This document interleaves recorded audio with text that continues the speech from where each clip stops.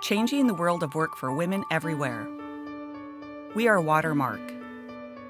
We're the only nonprofit women's leadership organization that spans all industries. We connect, develop, and advocate for the advancement of women in the workplace.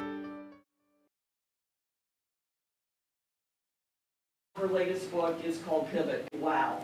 This one I'm going to give to my millennial daughters. And I'll tell you, this is an outstanding book. Please give it up for the one, the only, Miss Jenny Blake. Thank you so much. Thank you.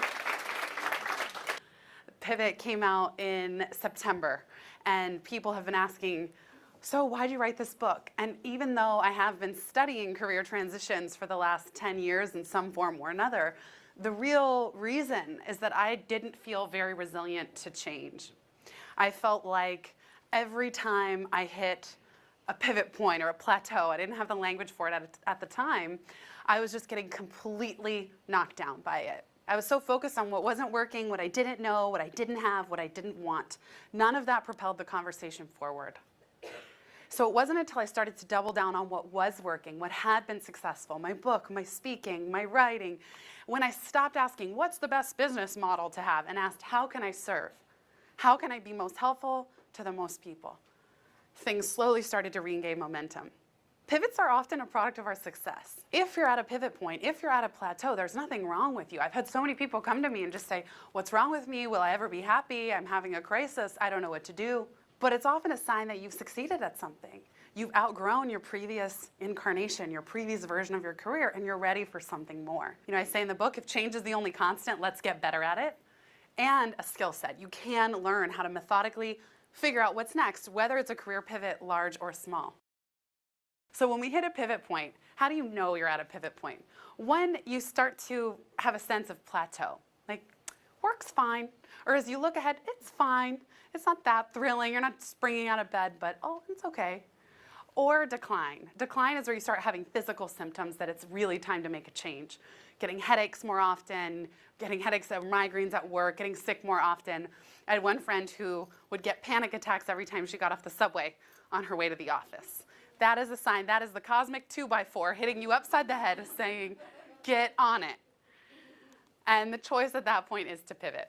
When I have coaching clients come to me and say, I'm at a plateau, what do I do? I always ask first, how can you stay? What can you create within the company? What kind of 10% projects? What kind of roles? What kind of people can you talk to or classes can you take? I define a pivot, a career pivot specifically, as a methodical shift in a new related direction based on a foundation of your strengths and what's already working. Getting into the method itself, there's 4 stages. Stage 1 is plant. This is the source, this is our foundation. It's the first thing everybody wants to skip, and it's the most important. So part of plant is what are your existing values and strengths, what's already working when you're most in the zone, and where do you want to end up? What is your 1-year vision? The next stage is scan, and this is now, you are here, you've identified a little bit of your 1-year vision of starting to paint the picture of what success looks like, and those are what you can know about your pivot. Now scanning is about people, skills, and projects that can help you close the gap. The third stage, and where it really starts to get fun, is pilot. So what career pilots can you run in 10 to 20% of your time to start testing your new direction? One thing that's important to note, this is a cycle. It's not a linear process. The goal is plant, scan, pilot over and over, and you can do this for months, if not years, and be perfectly happy. Every now and then there's a launch. So the launch is where you've reduced risk enough, your pilots have generated momentum, and you're ready to go the remaining 10 to 20%. One of the most important things that I can leave you with is that if you feel anxious and insecure and afraid and unsure, keep going.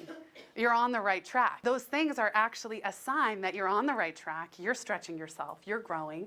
Embrace all of that and keep going.